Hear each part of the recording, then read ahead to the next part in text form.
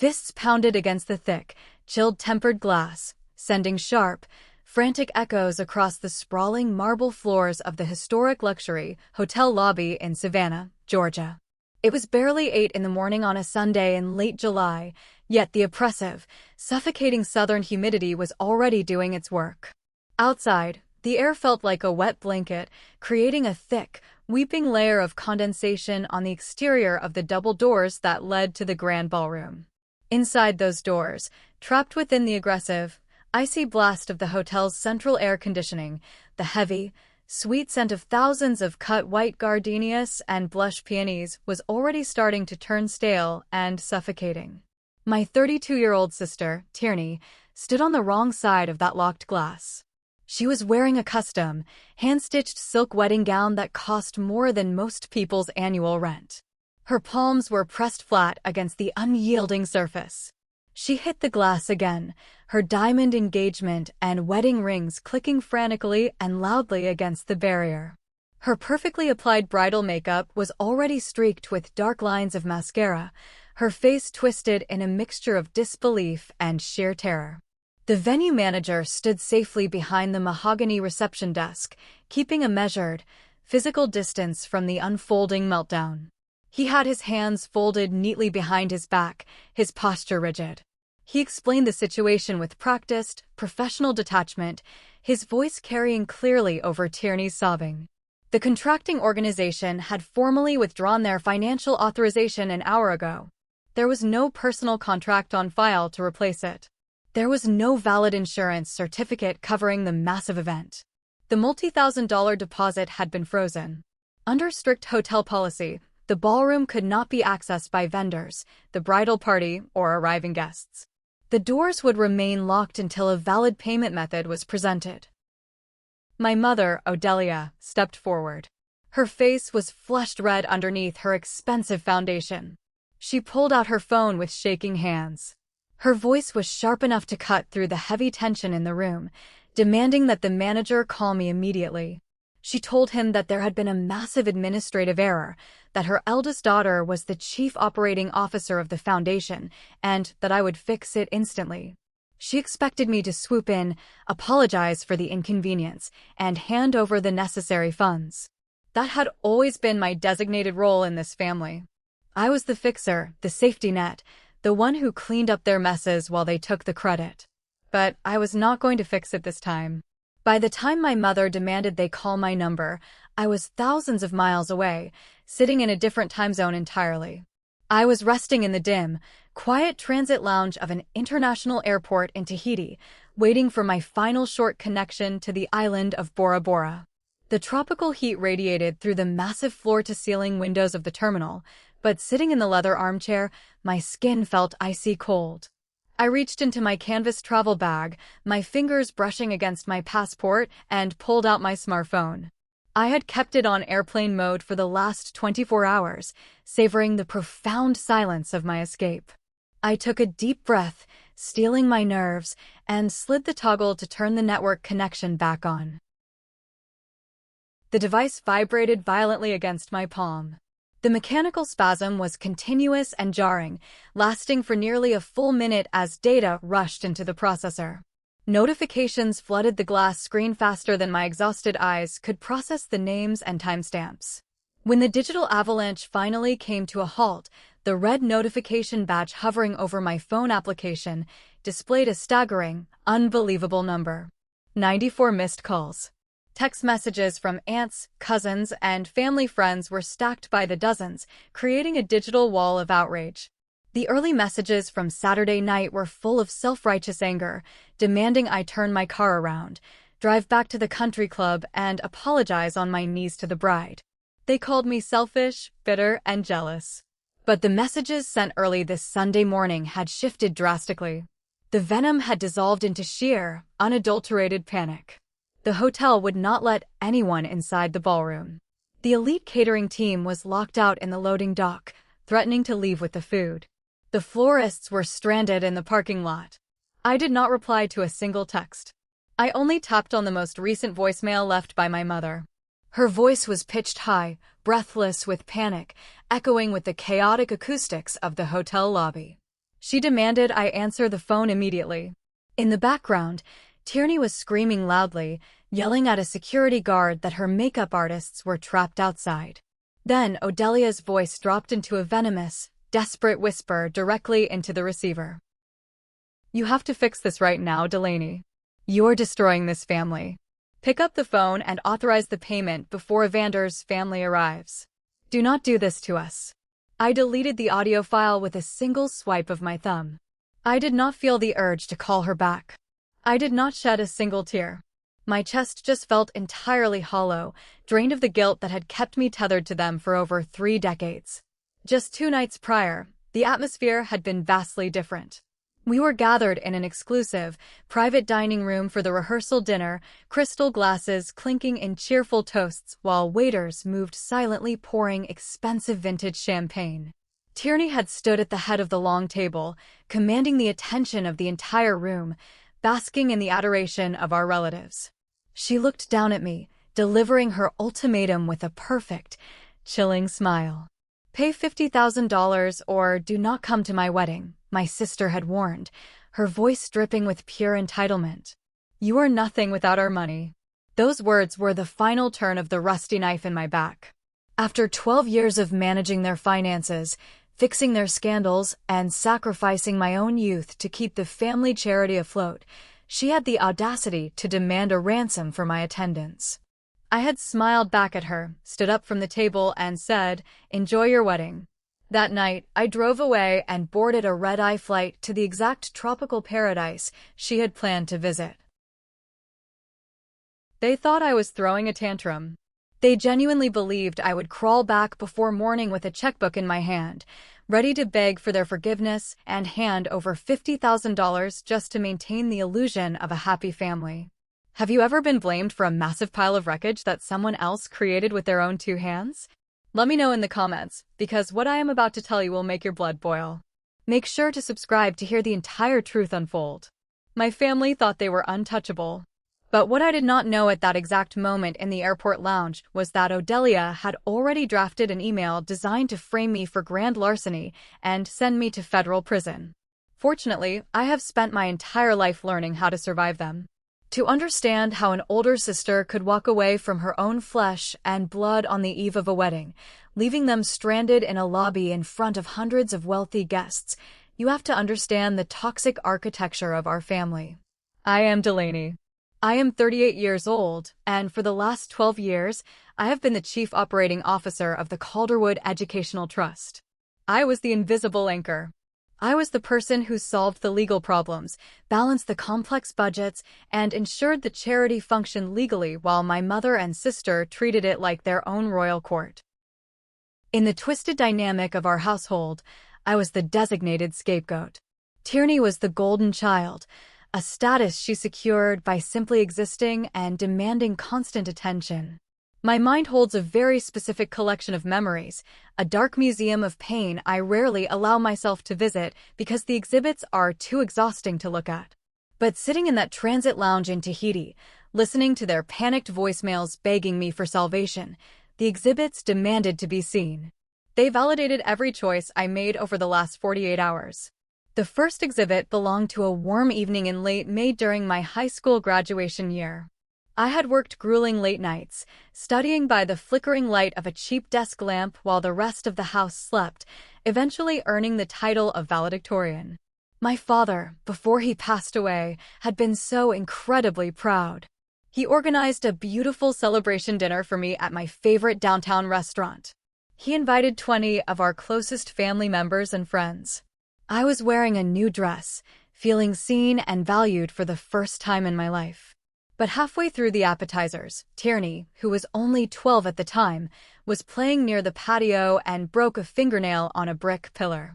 It was not a severe injury, just a chipped nail.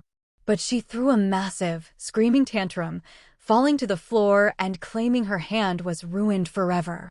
Instead of calming her down or asking a waiter for a bandage, Odelia stood up, grabbed her purse, and caused a massive scene. She packed up our belongings, canceled the rest of my dinner before the main courses even arrived, and drove Tierney to an emergency evening salon appointment. She left me sitting alone at a table meant for 20 people, my valedictorian sash folded in my lap. My achievement was entirely erased by a broken fingernail, and my father spent the rest of the night apologizing to the confused guests. The second exhibit was far more expensive and infinitely more damaging. During my freshman year of college, I worked 2 part-time jobs, waiting tables until 2 in the morning, smelling constantly of fryer grease and cheap coffee. I was saving every spare dollar to pay for a semester abroad program in London. After months of grueling labor, I had saved $10,000. It was sitting in a joint savings account my mother still had legal access to, a leftover from my teenage years. One Sunday morning, I stood at the checkout line at the grocery store with a basket of cheap ramen and bread. My debit card declined. The cashier tried it again. Declined. I stepped out of line, my face burning with humiliation, and checked my banking application on my phone. The balance was 0. I rushed home and found Odelia sitting in the living room, admiring a custom, diamond-encrusted pageant crown resting on the coffee table. She had drained my entire savings account to buy that crown and a professional coaching package for Tierney's regional beauty contest. When I confronted her, weeping over my lost education and the hundreds of hours I had spent carrying heavy trays to earn that money, my mother simply sighed, sipped her iced tea, and told me I was being selfish. She said Tierney's pageant was an investment in our family legacy. She told me I should be proud to contribute to my sister's success instead of whining about a stupid trip to Europe. I never went to London. But the grandest exhibit of all was the Calderwood Educational Trust itself. After my father passed away from a sudden heart attack, leaving behind a modest community scholarship fund, I packed up my burgeoning corporate career in Chicago and moved back to Georgia. I spent 4 grueling years writing grant policies, establishing compliance frameworks, negotiating with local politicians, and coding our financial software from the ground up. I built a formidable, respected empire of education meant to honor his memory. And Odelia took every single ounce of the credit. She posed for the covers of local philanthropic magazines, wearing designer dresses paid for by the trust, holding oversized novelty checks, and smiling brilliantly for the cameras. She named herself the honorary chairwoman. Tierney became the foundation's official social media ambassador, gaining hundreds of thousands of followers by posting tearful, highly edited videos about helping the youth. Meanwhile, I sat in a windowless back office under harsh, buzzing fluorescent lights, arguing with catering vendors to save a few dollars and balancing the ledgers until my vision blurred, just so the scholarships would actually survive the month. I bit my tongue for 12 long years. I endured the snide remarks, the stolen credit, the constant belittling, and the erasure of my identity because I genuinely believed I was protecting my father's legacy. I believed the low-income students needed me to stay and fight for them. I endured it all in silent resignation until Tierney's wedding planning began. That was the moment the fragile, toxic peace finally shattered into a million irreparable pieces. Because this wedding was not just a celebration of love. It was a calculated, ruthless robbery, and they expected me to hold the bag. The bitter irony of my daily existence was impossible to ignore. I managed millions of dollars in educational funds, negotiating massive grants and handling complex financial portfolios, yet I drove a 10-year-old sedan with a rattling exhaust pipe and peeling paint. I lived in a small, practical, 2-bedroom condominium that smelled faintly of old wood and dust, eating cheap takeout noodles over my kitchen sink most nights. I did this intentionally to keep my personal finances entirely separate from the family madness. Every dollar I owned was earned through my own private consulting work on the weekends. Meanwhile, Odelia and Tierney lived like modern royalty in a sprawling, gated estate with manicured lawns, a private heated pool, and a garage full of luxury vehicles. They treated the charity's operating accounts like their own personal piggy bank, hiding their lavish lifestyle under vague, manipulative expense codes like donor hospitality, community engagement, and leadership wellness. They knew I could not challenge every single receipt without triggering an external audit that might sink the entire foundation and hurt the students, so they pushed the boundaries further every single month. The tension finally snapped on a humid Tuesday afternoon, just 3 weeks before the wedding. I was sitting in my office, my eyes burning from staring at complex spreadsheets. My desk was covered in student disbursement files for the upcoming fall semester. The heavy oak door flew open without a single knock. Tierney swept into the room, holding a portable LED ring light in one hand and her expensive smartphone in the other. The heavy, suffocating scent of her signature jasmine perfume instantly filled the small, poorly ventilated space. She did not ask if I was busy. She did not even say hello. She simply positioned herself in front of the foundation logo painted on my wall, adjusted her perfectly styled hair, and started recording a video. She spoke directly to her followers, her voice dripping with a fake, breathy empathy, talking about our family's deep, emotional commitment to uplifting the disadvantaged youth in our community. She talked about how exhausting it was to care so much about the world. The second she hit stop on the recording, the angelic smile vanished from her face, replaced by a cold, bored expression. She dropped the phone onto my keyboard, nearly knocking over my cold cup of black coffee. Then she tossed a crumpled, high-end bridal boutique invoice directly onto my lap. It was for a custom silk reception dress, designed to be worn for exactly 2 hours during the after-party. "Approve this by 5 o'clock, she demanded, checking her reflection in the dark screen of my secondary monitor. I picked up the heavy paper, scanning the itemized total. It was exorbitant, enough to cover a full year of tuition for a community college student. "I cannot pay for your reception dress with foundation money, Tierney. This is illegal. This has absolutely nothing to do with charity work." Tierney rolled her eyes, leaning heavily over my desk, invading my personal space. "Oh, stop acting like a glorified accountant, Delaney. You are so dramatic. It is for the wedding weekend. We are inviting 3 major corporate donors to the reception. Therefore, my dress is a community event expense. Just code it under the youth gala budget like Mom told you to." "I am not signing off on this," I said, keeping my voice steady, though my hands were trembling slightly with suppressed rage. "Pay for your own clothes. You have a massive following, get a brand sponsorship. But I am not stealing from the students so you can look pretty for 2 hours." She sneered, looking me up and down with blatant disgust. "You always smell like cheap coffee and spreadsheets. You have no idea how to represent this family in public. Just approve it and try to live like a real Calderwood for once in your miserable life. You are just jealous because Evander is wealthy and handsome, and you are going to die alone in that sad little condo of yours." She spun on her heel and walked out, letting the heavy door slam shut behind her.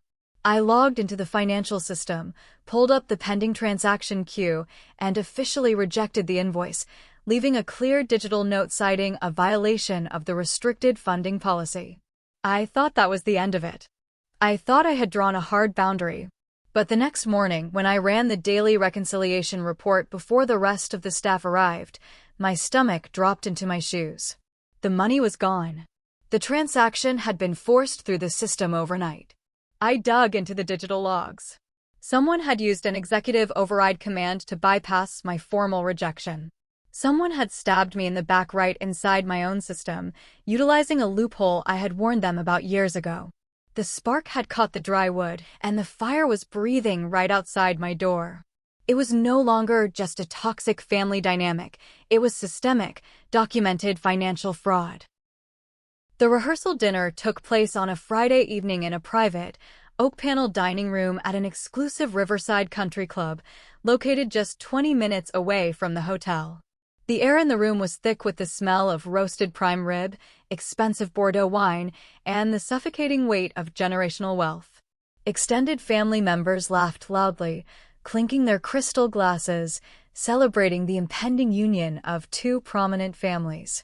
I sat near the far edge of the long table, nursing a simple glass of tap water, watching the theatrical display unfold with a growing sense of nausea. Tierney stood at the head of the table, wearing a sleek white designer dress, her fiancé Evander sitting quietly beside her. Evander was a highly respected commercial architect, a man who came from old Southern money but carried himself with quiet, understated dignity. He seemed entirely blind to the venom that ran in my sister's veins, captivated by the philanthropic, caring persona she projected to the outside world. Towards the end of the main course, Tierney raised her glass, tapping a silver spoon against the crystal, waiting for the room to fall entirely silent. She thanked everyone for coming, dabbing a fake, rehearsed tear from her eye as she spoke about the beauty of family and loyalty. Then, her gaze shifted down the length of the table and locked directly onto me. The soft, loving bride persona evaporated in an instant, replaced by cold, hard steel. And to my older sister, Delaney, she said loudly, projecting her voice to ensure every single relative in the room was listening. "We have one final, crucial piece of business to settle before tomorrow." She reached into her designer clutch and pulled out a thick, decorative envelope, sliding it down the polished wood table. It passed from hand to hand until Aunt Cressida practically shoved it in front of my dinner plate. "Your required family contribution for the wedding weekend is $50,000, Tierney stated, a perfect, predatory smile fixed on her face. "I expect the wire transfer to clear into my personal account by tomorrow morning." A heavy, suffocating silence descended over the dining room. The clinking of silverware stopped. I looked at the envelope, noting the embossed gold lettering, then looked back at her. "I am not paying you $50,000 to attend a wedding. I do not owe you a ransom." Odelia, sitting to Tierney's right, placed a manicured hand on the bride's arm, playing the role of the wounded, patient matriarch. "Delaney, please do not ruin your sister's special night with your selfishness. Your presence here is a privilege, not a right. You owe this to our family legacy. We have housed you, fed you, and given you a career at the foundation." From across the table, Aunt Cressida scoffed loudly, sipping her red wine and shaking her head. "She has always been incredibly stingy. It is embarrassing, really, to watch her act like this in front of Evander's lovely family. After everything this family has given her, she refuses to chip in for a monumental life event. It is just sad." I looked at the faces of my relatives. My uncles, my cousins, people who had known me my entire life. They were nodding in agreement. They had rewritten reality so thoroughly that they actually believed I was the dependent one. They truly thought I owed them my life, my savings, and my sanity. They saw my 12 years of unpaid overtime, my late nights, and my sacrificed youth as nothing more than the bare minimum expected of the family disappointment. Then, Tierney delivered the line she had likely practiced in the mirror all week, relishing the audience she had captured. "Pay $50,000 or do not come to my wedding," she warned, adjusting her posture to look taller, looking down her nose at me. "You are nothing without our money. You are a nobody, Delaney. You need us."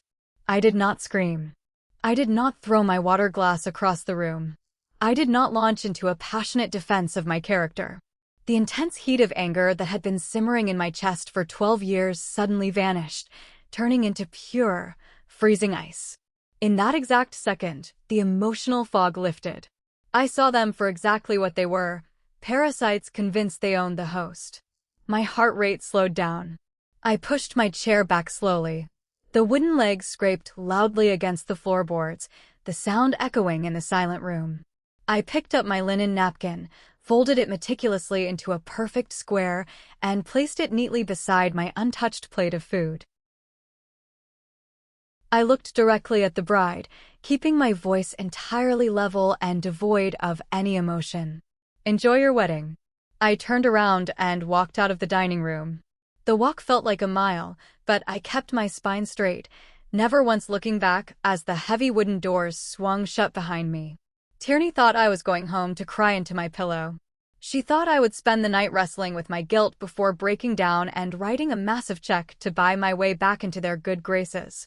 But I did not drive to my apartment. I drove straight to the Foundation headquarters downtown. There was one fatal flaw in their grand illusion of power. They thought they owned the empire because their name was on the building, but I was the architect of the digital fortress, and I held the master keys. The Foundation office was dark and silent when I unlocked the heavy glass front doors. The only sound in the building was the low, steady hum of the air conditioning vents and the distant wail of a police siren miles away. I walked straight past my office and entered the secure server room, the blinking green and blue lights of the hardware racks casting long, eerie shadows across the walls. I sat down at the primary administration terminal, cracked my knuckles, and logged into the master database. It was time to see exactly how deep the rot went. I bypassed the standard reporting dashboard and went straight into the raw vendor invoices for the last 6 months, specifically targeting the executive override codes my mother had used to bypass my authority. I cross-referenced the billing numbers with the external event planners and catering companies listed on Tierney's wedding itinerary. The truth unfolding line by line on my glowing monitor was enough to make my blood run cold. The lavish wedding reception at the historic hotel in Savannah, the 5-course plated dinner, the open bar featuring premium spirits, the thousands of white gardenias, none of it was being paid for by Evander's wealthy family. It was not being funded by Odelia's personal savings. The entire weekend event was billed directly to the Calderwood Educational Trust under the fabricated, fraudulent title of a youth leadership conference and donor appreciation gala. But that was just the beginning of the nightmare. I dug deeper, tracing the payments submitted for the upcoming weeks, following a trail of digital breadcrumbs. I found a massive travel agency invoice for a luxury overwater villa in Bora Bora, complete with private chartered boats, daily spa treatments, and premium dining packages. It was Tierney's honeymoon. But the foundation ledger listed the extravagant expense as a student field study and cultural immersion trip. I kept scrolling, my hand gripping the mouse so tightly my knuckles turned white. The numbers blurred together as the sheer scale of the theft revealed itself. Custom designer wardrobes billed as professional development gear for staff. Expensive weekend spa retreats labeled as board wellness summits. First-class flights to New York for shopping trips hidden under the guise of meeting with national education advocates. The grand total did not stop at $50,000. Over the past 4 years, Odelia and Tierney had stolen roughly $280,000 from the charity. My breath caught in my throat. I opened the upcoming semester ledger, checking the main operating account. The main disbursement account was dangerously low. If this wedding and honeymoon were fully processed and cleared by the bank on Monday morning, the scholarship fund would be effectively wiped out. 30 outstanding, hard-working students would receive notices that their tuition checks had bounced. One of those students was Leor, a brilliant, tireless young woman from a struggling neighborhood who had fought tooth and nail, working graveyard shifts at a diner to earn her spot at a prestigious university. Her future, and the futures of 29 others, were about to be sacrificed so my sister could sip expensive cocktails on a tropical island and pretend to be royalty. I reached for my mouse, preparing to initiate a mass download of the evidence to an encrypted external drive. I needed every single receipt, every email, every altered timestamp.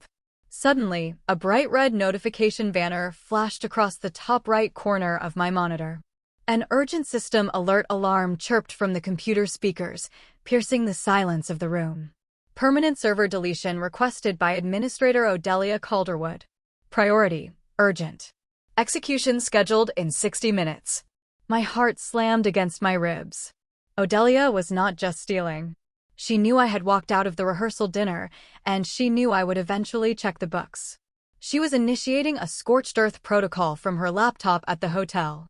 She was attempting to wipe the entire financial history of the foundation, erasing every altered invoice, every stolen dollar, and every trace of their guilt before the sun came up. If that deletion completed, there would be no proof. Worse, the blame for the missing funds would fall squarely on my shoulders. I was the chief operating officer. I was the one legally responsible for the integrity of the data. The race for survival had officially begun, and I had less than an hour to stop the fire. I grabbed my phone from the desk, my fingers flying across the keypad as I dialed the one person in the world who could stop the digital fire from consuming everything I had built. Gideon. Gideon was our senior network administrator. He was a quiet, brilliant guy who preferred server racks and complex code to human interaction. He also harbored a deep, unspoken, yet palpable hatred for Tierney. She constantly treated him like her personal tech support for her social media accounts, snapping her fingers at him when the office Wi-Fi was slow, and once spilled a matcha latte on his keyboard without offering a single word of apology. He answered on the third ring, his voice groggy and thick with sleep. "Gideon, I need you to log into the backend right now," I said, trying to keep the rising panic out of my voice. Someone initiated a hard wipe on the primary financial drive. I heard the rapid rustle of bedsheets, a heavy sigh, and then the frantic clicking of a mechanical keyboard on his end. "Give me 10 seconds, he muttered. "Okay, I see it." The command came from Odelia's master executive profile. "It is scheduled to execute and overwrite the drives in 45 minutes. Do you want me to pause it or cancel it?" "Do not just pause it, and do not cancel it. She will receive a notification if you cancel it," I instructed rapidly. "Lock it down. Freeze the entire version history and place a cryptographic legal hold on the deletion queue. Make it look like a scheduled maintenance delay or a server timeout error on her end. She cannot know we stopped the wipe." "Done," Gideon replied a minute later, the grim satisfaction evident in his tone. "The data is safe, Delaney. She is locked out of the core files. But you need to escalate this legally before she figures out the wipe failed and tries to physically destroy the drives." "I am already on it. I owe you my life, Gideon." "Thank you." I spent the rest of the night in that freezing server room, exporting every single tampered invoice, every falsified guest list, and every executive override log into a secure, encrypted digital vault. I built an airtight case while the rest of the city slept. At 7 o'clock the next morning, as the sun rose over the city and the hotel florists began setting up thousands of white roses for my sister's fake fairy tale wedding, I sat down at a quiet corner table in a local coffee shop across town. Unia, the independent legal counsel for the Foundation's audit committee, slid into the booth across from me. Unia was a fierce, uncompromising attorney who dealt strictly in facts, evidence, and federal law. She had no patience for family drama. I pushed my tablet across the table, typed in the decryption password, and opened the vault. Unia scrolled through the documents in silence, drinking her black coffee. Her expression hardened with every swipe of her finger. She reviewed the massive hospitality transfers, the falsified Bora Bora travel manifests, and the blocked deletion request logs. "They are using the charity as a personal slush fund," Unia stated flatly, setting her cup down. "This is felony fraud. And they're actively preparing to destroy the records to cover their tracks." "I need to protect the students first," I told her, my voice unwavering, leaning forward over the table. "If the board initiates a formal investigation today, the bank accounts will be frozen immediately. The students cannot pay the price for my family's greed. Lior and the others need their tuition checks to clear on Monday." Unia nodded in agreement. We immediately drafted an emergency authorization request to Calliope, the formidable chair of the audit committee. We requested permission to transfer the exact tuition amounts for Lior and the 29 other students into a segregated, untouchable escrow account pending a full investigation. Within an hour, Calliope reviewed the preliminary evidence we sent over secure email and signed the authorization. Sitting in that coffee shop, I executed the transfer. The money was moved behind an ironclad legal wall. The students were safe. Now it was time to let the trap snap shut.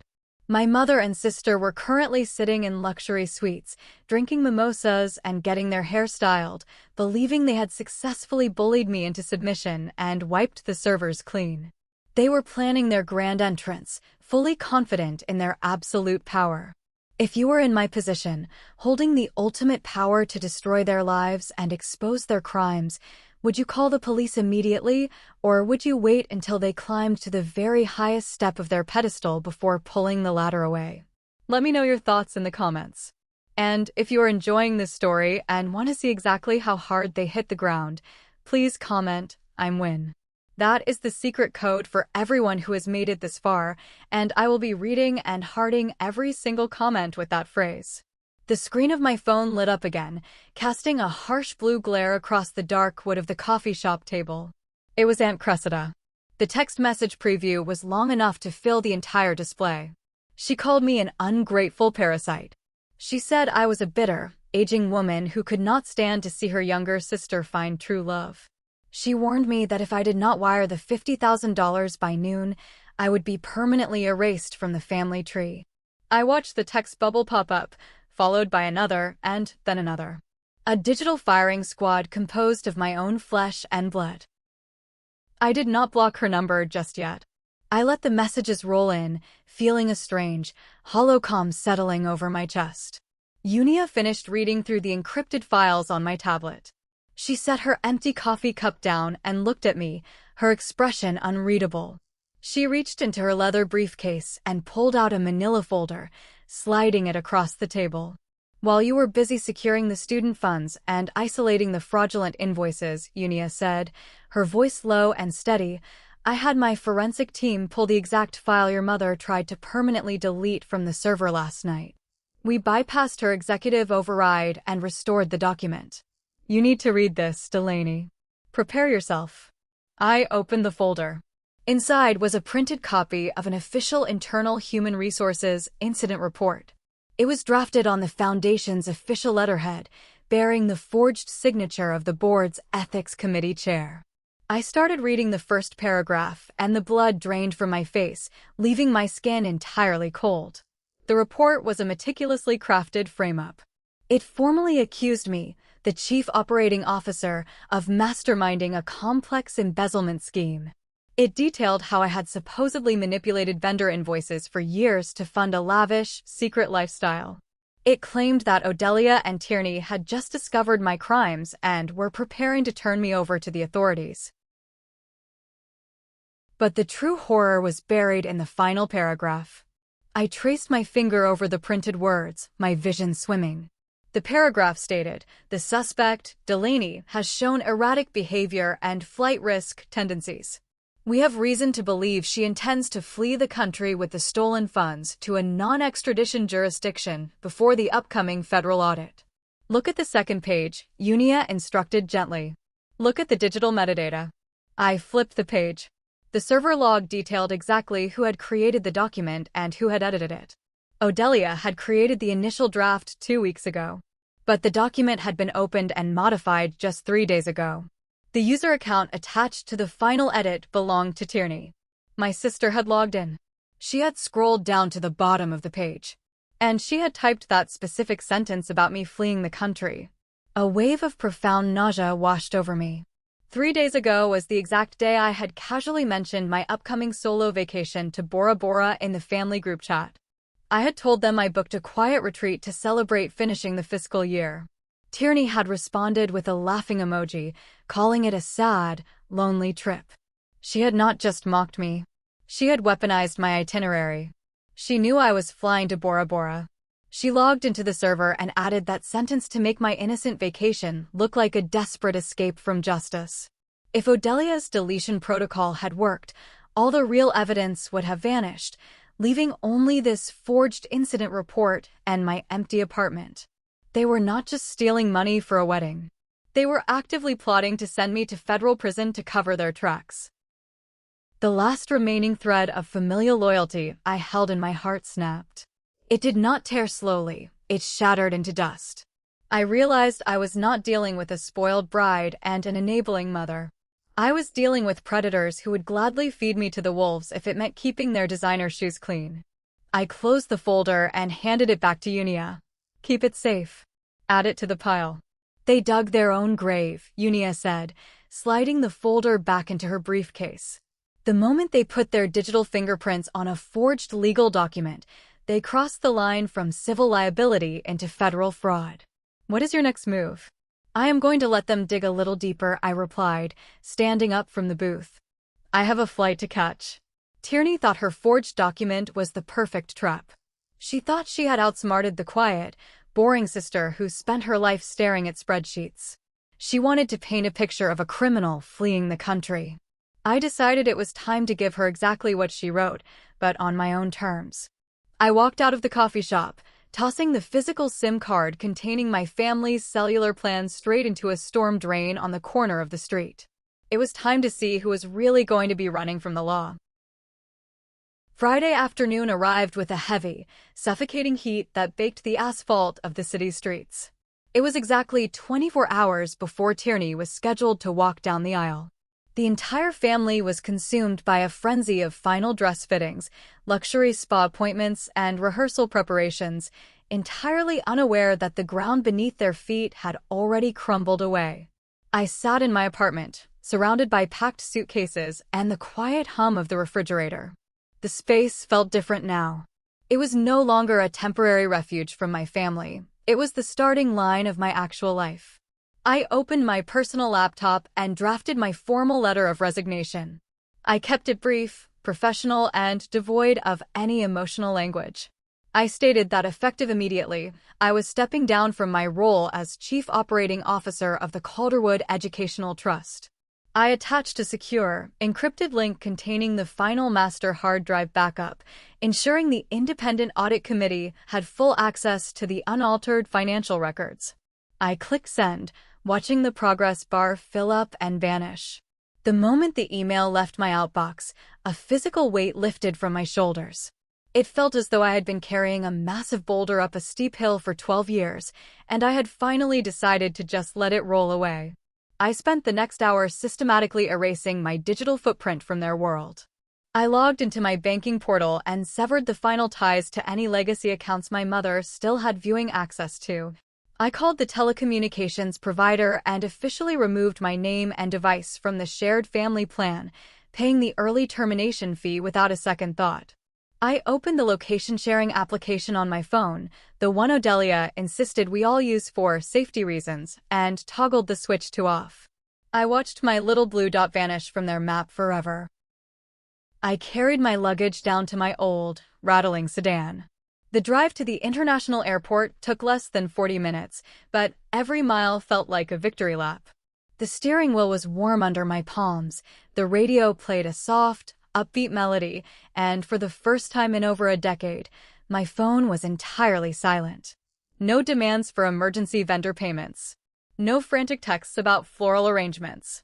Just the steady hum of the highway and the promise of distance. I parked my car in the long-term lot, handed my keys to the attendant, and walked into the sprawling, air-conditioned terminal.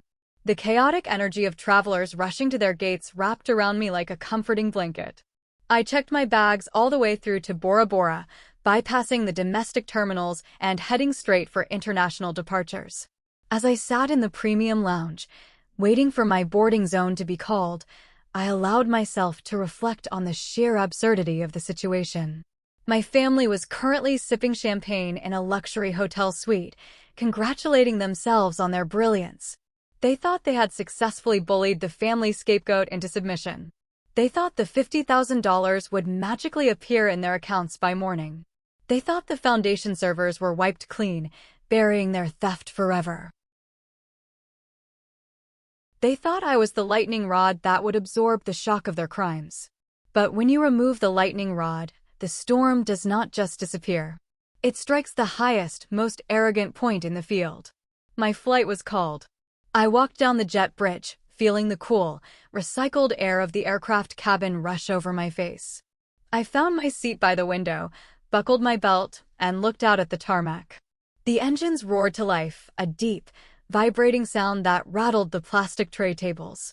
As the plane accelerated down the runway and lifted into the sky, pinning me back against my seat, a profound sense of peace washed over me. I was 30,000 feet in the air, sipping a complimentary glass of sparkling water, watching the clouds part below me. I was untouchable. I was free. But down on the ground, the timer on the bomb I had left behind was ticking down to 0. Tomorrow morning, while I was resting in paradise, Evander was going to walk into the lobby of that historic hotel and see a piece of paper he was never meant to see. The sequence of events that unfolded on Sunday morning was later relayed to me through a series of frantic voicemails, sworn testimonies, and a very detailed, icy email from Unia. I was in the air, disconnected from the grid, while the empire of lies finally collapsed under its own weight. At 7 o'clock on Sunday morning, Calliope convened an emergency session of the Independent Audit Committee via secure video conference. Armed with the encrypted drive I had provided and the undeniable proof of the forged federal document, the board did not hesitate. They voted unanimously to immediately strip Odelia of her honorary title and all signatory authority. Furthermore, they contacted the Foundation's banking institution and executed a total freeze on all corporate credit lines and operating accounts. 30 minutes later, the venue manager at the historic hotel in Savannah received a formal legal notice from the board's attorneys. The Calderwood Educational Trust was officially withdrawing as the financial sponsor of the event. The hotel was instructed to halt all services until a private party provided a valid, personal method of payment to cover the massive balance. The doors to the grand ballroom were locked. The chaos erupted shortly after 8 o'clock. Tierney and Odelia were screaming in the lobby, pounding on the glass, desperately trying to force the hotel staff to open the doors. They thought it was a simple banking error. They thought I had just forgotten to authorize the final wire transfer out of spite. But Evander, the quiet, dignified architect who had spent the last 2 years believing he was marrying a selfless philanthropist, did not join the screaming match. He stood near the grand staircase, watching his bride throw a tantrum that mirrored the one she threw at my graduation dinner. He watched Odelia threaten the venue manager with ruined reputations and lawsuits. Evander demanded a logical explanation. He walked away from the screaming women and approached Blythe, the high-end wedding planner they had hired. Blythe was standing near the concierge desk, looking pale and terrified, clutching her silver iPad to her chest. She was watching her massive commission evaporate into thin air. "What exactly is going on here, Blythe?" Evander asked, his voice low and commanding, cutting through the noise of the lobby. "Why is the venue claiming the Foundation withdrew support? I thought Tierney's family was paying for this out of a private trust." Blythe, desperate to prove that the failure was not her fault, made a fatal administrative error. She wanted to show Evander that she had followed all the billing instructions perfectly. Her hands shaking, she unlocked her iPad and pulled up the master budget spreadsheet. "I do not understand it either, Evander," Blythe stammered, turning the bright screen toward him. "The Calderwood Trust approved the initial deposits months ago. I have the signed authorizations right here. See?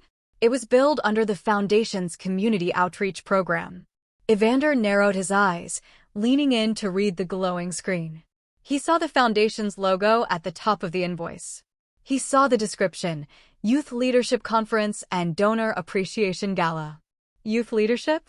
Evander muttered, his brow furrowing in deep confusion. This is a private wedding.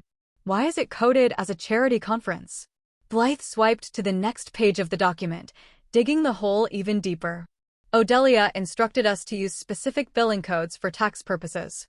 And here is the travel manifest for your honeymoon. The flights and the overwater villa were fully paid for, but the agency says the Foundation credit card was just declined this morning. Evander stared at the second invoice. His eyes scanned the line items. 2 first-class tickets to Bora Bora. A luxury suite. Private dining. Totaling over $40,000. And right below the total, the billing description read, Student Field Study and Cultural Immersion Trip.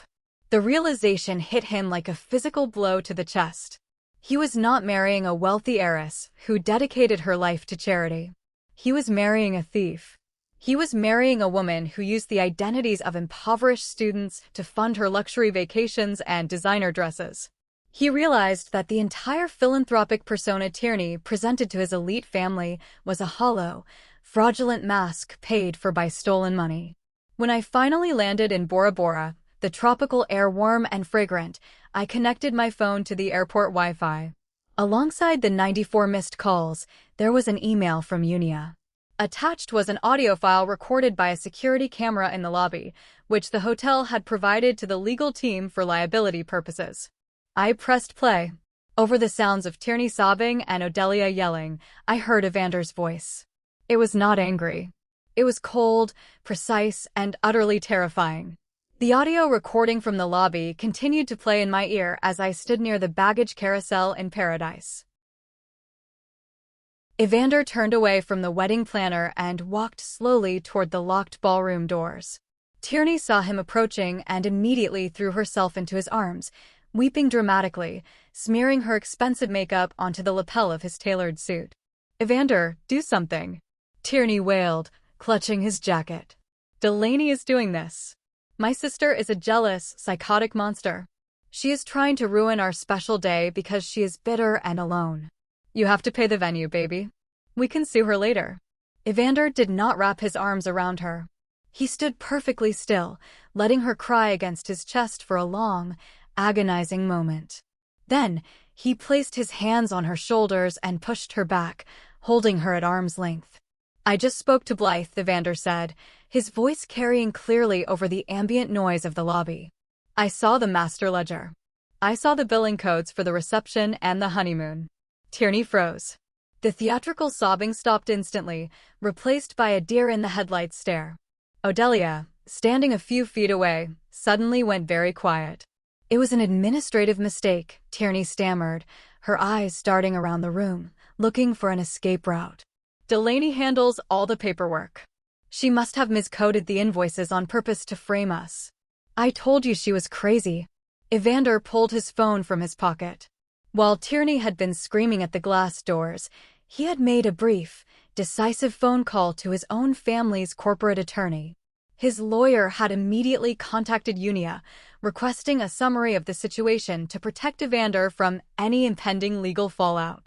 Unia, knowing exactly what she was doing, forwarded him the one document that mattered most.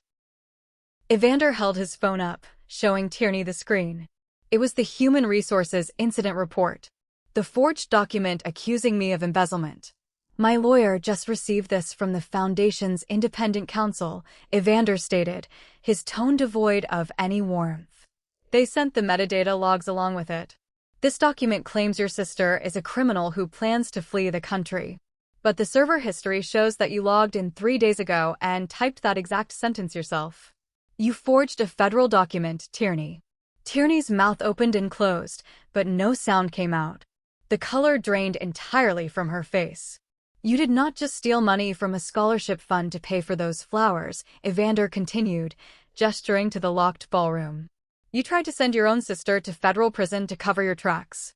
You were going to let her rot in a cell so you could post honeymoon pictures on the internet." "Evander, please," Odelia interjected, taking a step forward, trying to employ her usual manipulative tone. "You are misunderstanding family dynamics. We can explain everything in private. Do not make a scene.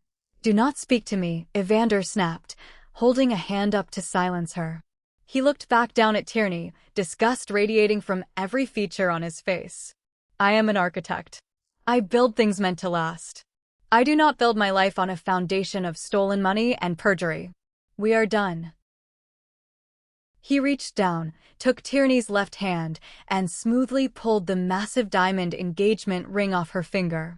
He did not throw it dramatically. He simply placed it in his pocket, turned on his heel, and walked out of the hotel lobby. He left her standing there in her custom silk gown, surrounded by stranded florists, locked doors, and the devastating silence of a shattered illusion. The guests who had begun to arrive were quietly turned away by the hotel security staff. Whispers spread like wildfire through the wealthy elite of the city. The wedding of the year had imploded in spectacular fashion. But the humiliation in the lobby was only the opening act. As I sat on the balcony of my overwater villa, watching the sunset paint the Pacific Ocean in shades of gold and purple, I knew the real nightmare for my mother and sister was just beginning. Because a canceled wedding is a social tragedy. But a subpoena from the federal government is a life-altering catastrophe. 1 month later, the sweltering heat of July had given way to the heavy, stagnant air of late August. I flew back to the United States, not to the small condominium I had sold, but straight into a sterile, heavily guarded conference room in downtown Atlanta. It was the site of the official federal regulatory hearing regarding the collapse of the Calderwood Educational Trust. The room smelled strongly of industrial floor wax, old paper, and fear. I sat at a long mahogany table alongside Unia and Calliope, the head of the audit committee. Across from us sat Odelia and Tierney, flanked by a team of expensive, exhausted-looking defense attorneys. Tierney looked unrecognizable.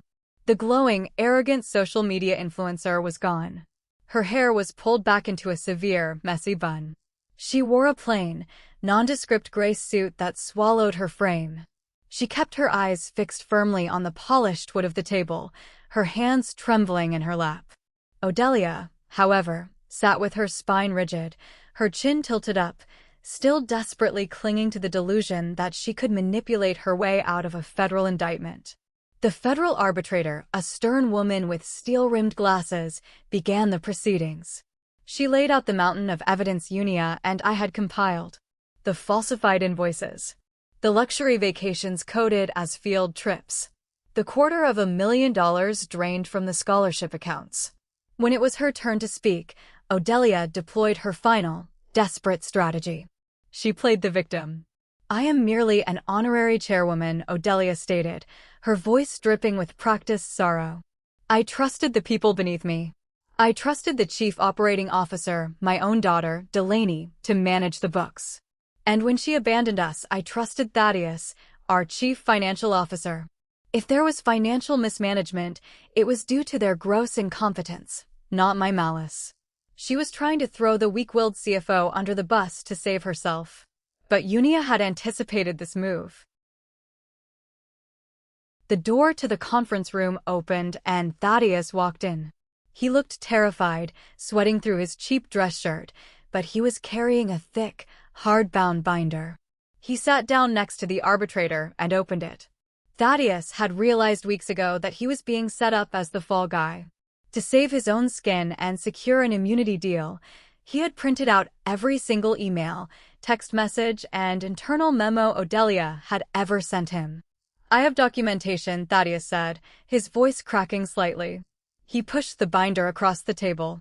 "Hundreds of messages from Odelia Calderwood explicitly threatening to terminate my pension and ruin my career if I did not force the fraudulent invoices through the system. She bypassed Delaney's rejections and forced me to finalize them." The arbitrator flipped through the pages, her expression turning into a mask of pure disgust. Then, the arbitrator pulled out the forged Human Resources Incident Report, the document that accused me of fleeing the country. She looked directly at Tierney. "Miss Calderwood," the arbitrator said sharply, "we have the server metadata proving you logged into the system and personally altered this document to frame your sister for federal crimes. Do you deny this?" The room fell dead silent. The weight of the impending perjury and fraud charges finally crushed the last remaining ounce of defiance out of my sister. Tierney broke down. A harsh, ugly sob tore from her throat. She pointed a shaking finger directly at the woman sitting next to her. "Mom made me do it," Tierney screamed, tears streaming down her pale face, her voice echoing off the sterile walls. "She stood behind my chair and told me what to type. She said nobody would ever check the digital codes. She said Delaney deserved it for ruining my wedding. It was all her idea." Odelia recoiled as if she had been struck by lightning. The matriarch who had spent her entire life preaching about family loyalty and protecting the legacy was just betrayed by her own golden child in front of the federal government. The look of sheer, unadulterated horror on Odelia's face was a masterpiece 12 years in the making. I sat across the table, my hands folded neatly in front of me, my expression calm and detached. I watched the empire they built on my sweat and tears burn to ash. The verdict was swift and devastating. Odelia and Tierney were ordered to pay $280,000 in immediate restitution to the foundation, plus massive civil penalties. Because they had spent all the stolen money on perishable luxury goods and a canceled wedding, they had zero liquid assets left. They were forced to liquidate the sprawling family estate, sell their luxury vehicles, and auction off every piece of designer jewelry they owned just to avoid prison time. They walked away with 5 years of strict federal probation and a permanent ban from operating any charitable organization. Aunt Cressida and the rest of the flying monkeys in the extended family went entirely silent. They deleted their social media accounts, too humiliated to show their faces in polite society now that the Golden family was exposed as common thieves. They left that conference room with nothing. I left with my freedom, my integrity, and a future they could no longer touch. The transition into my new life was quiet, steady, and beautiful. I did not return to the suffocating humidity of Savannah. I moved to a bright, modern, high-rise apartment in the heart of Atlanta. The space was filled with sunlight, green plants, and the profound, healing silence of a life free from constant manipulation. I accepted a position as the chief operating officer for a massive, highly respected international nonprofit dedicated to building schools in developing nations. My new board of directors did not ask me to fetch coffee or approve fraudulent invoices for designer dresses. They respected my expertise, they paid me a formidable salary, and they treated me as an equal. I was no longer the family scapegoat hiding in a windowless back office. I was a recognized leader in my field. 6 months after the federal hearing, I walked into my spacious corner office overlooking the Atlanta skyline. Sitting on my pristine desk was a thick, handwritten envelope. The return address belonged to Lior, the brilliant young student whose tuition I had transferred into escrow on that fateful morning. I opened the letter carefully.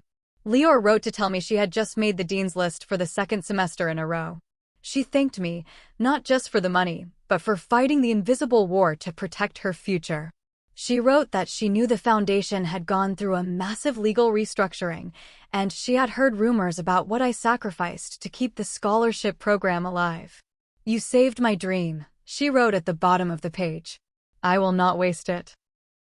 I folded the letter, a genuine, warm smile spreading across my face.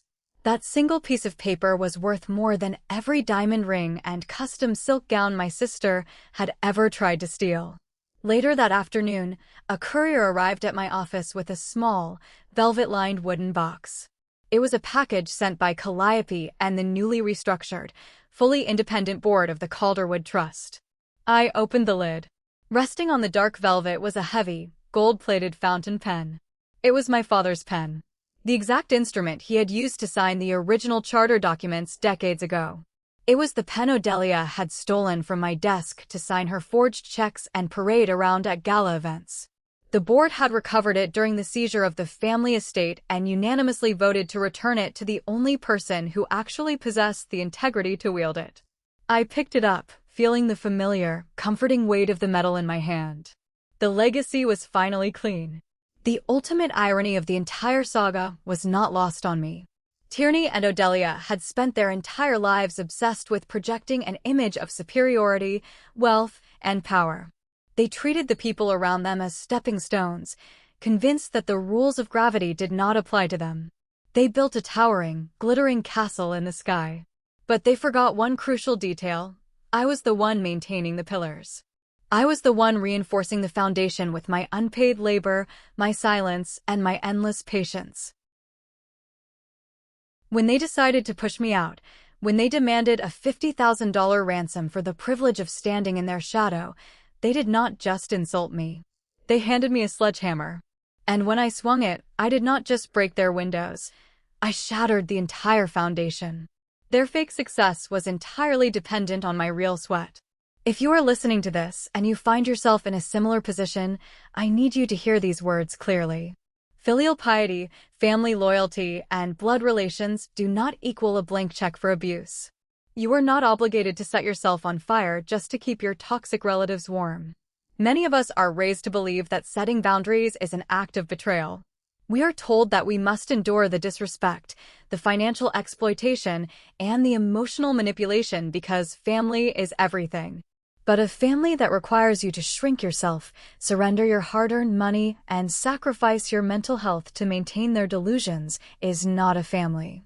It is a hostage situation. Walking away from the people who raised you is the hardest thing you will ever do. It requires navigating an ocean of guilt, gaslighting, and societal judgment. But on the other side of that painful severing is a life where you can finally breathe. You have the right to protect the empire you built with your own hands. You have the right to close the door, change the locks, and throw away the key. Boundaries are not just imaginary lines, they're the weapons you use to defend your future. I do not regret a single thing I did. I do not regret boarding that plane to Bora Bora. I do not regret leaving them locked out of that ballroom. And I certainly do not regret letting Evander discover the truth before he tied his life to a fraud. But I want to turn the question over to you, the jury of the internet. Was I wrong to let Evander find out the truth in the middle of a crowded hotel lobby on the morning of his wedding? Should I have warned him privately beforehand, or was the public humiliation exactly what my sister deserved for trying to send me to federal prison? Let me know your verdict in the comments below. If my story resonated with you, or if you have ever had to cut off toxic family members to save your own sanity, share your experiences. Thank you so much for listening to my journey. Do not forget to hit that like button, subscribe to the channel, and turn on notifications so you never miss another story about exposing the truth and taking back control. Stay strong, protect your peace, and I will see you in the next video.